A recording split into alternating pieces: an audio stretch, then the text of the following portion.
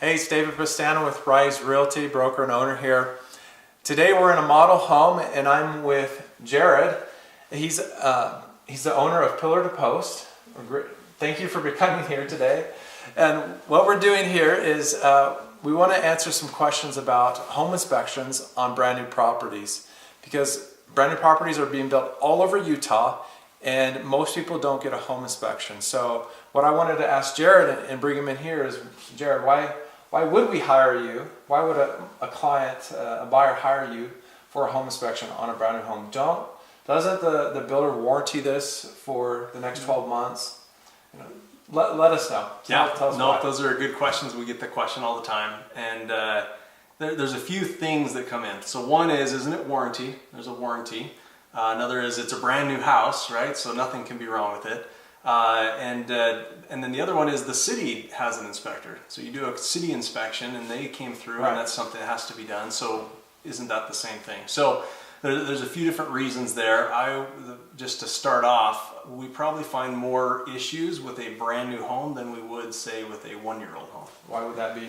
For exactly those reasons. So because it's brand new. Because it's brand new. So that's one analogy. Is you think of like, oh, you buy a brand new car. Well, that car was not the prototype. That car was one that they manufactured after they built the prototype. But every home, it's a prototype because no other home is exactly the same. So every home that's built, they had a different heating guy, a different plumber, and everything is a little bit different. And so think of it as a prototype and how reliable a prototype is compared to a production model. So that's one of the first things. So the builder's warranty, that should take care of all those problems. And yes, it will. The issue is not so much is the builder going to do it, but it's more how much of a headache do you want to deal with to get that done? So it's great to have a warranty, but isn't it better to buy a product that you don't have to worry about it? And that's kind of the whole concept. If we do an inspection, we've done this enough, we know where to look. We know the kinds of things that often get missed. And you think of how many people it takes to build a house, that communication, right hand, left hand doesn't know what's going on. That's the part that gets broke down. So, examples of things that we find, half the attic is insulated, the other half didn't. So, end of the day Friday, great. I'm calling sick Monday. Okay, we got to pick up and try to figure out where the guy left off on a Friday. So those are kind of the scenarios that we're dealing with. Another common one is baseboard trim.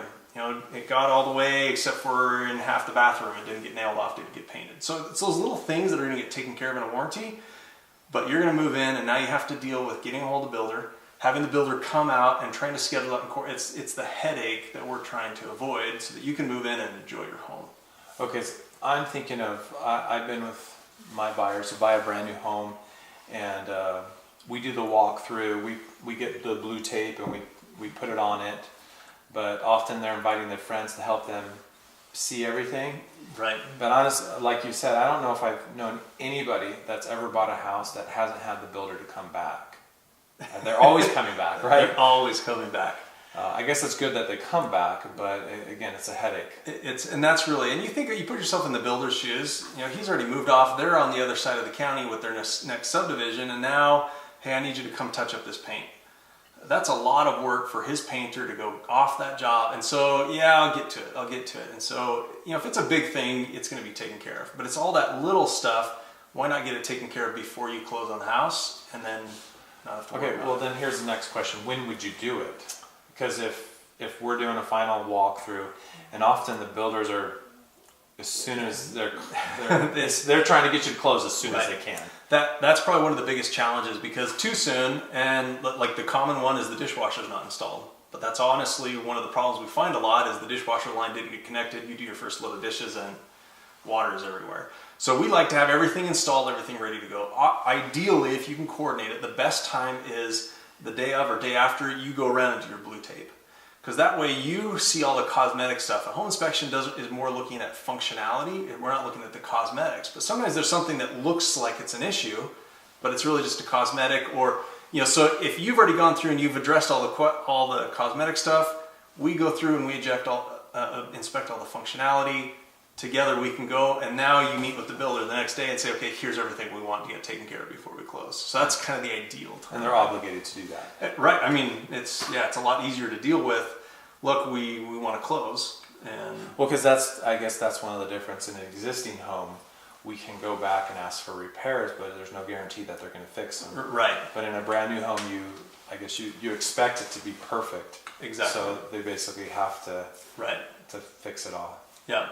So the other, if I can talk a little bit about the code inspection, because that's probably the biggest one we Sure. get, is a lot of people don't understand the code inspection process. This is with the city. With the That's what you're city, referring to. so we are not code inspectors, so it's a different type of inspector. They're doing a different thing. So a few things is a code inspector might have 30 jobs to go and inspector in a house, where if we hit 2, that's a full day for us.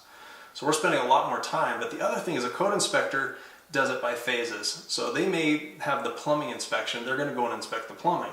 They're not going to go back to the plumbing ever again because it already passed the plumbing inspection. So that's where we find problems. So one of the ones that that we were just looking at is, they had the structural inspection, all the joists and the beams and everything looks good. Well, the plumber came in and says, well, the toilet's got to go right here, and we're going to have to cut through this joist. Well, that joist is an engineered joist. It has to be re-engineered if you're going to change it. Did all of that happen? Because the city's never going back to verify that it got done. Okay. So we actually had one as a large model home where the main structural beam, the supporting beam throughout the whole house, had gotten cut in half to run ductwork, and no one ever came back.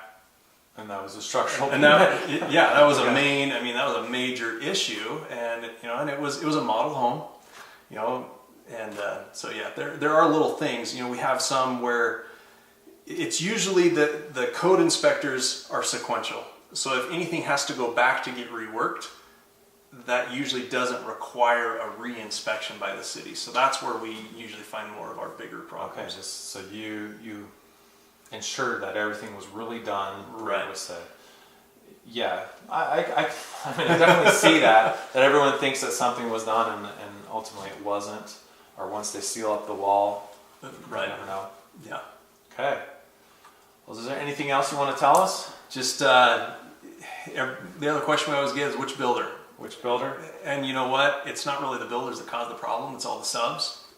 So it's kind of the builder's ability to validate that. Yeah. So I just had that question, and my response was look for a builder that's got a good relationship with subs, and has a good project manager, because it's really about tying all the pieces together is what makes a builder better.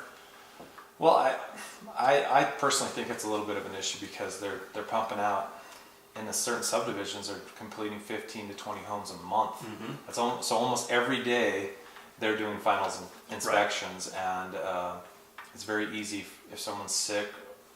They're pushing it. They just miss stuff. Yeah. Well, and talking to a lot of these subcontractors, they're constantly having their employees poached because their employees are in such high demand right now because of the way the industry is. Sorry, I'm not showing up work today. Well.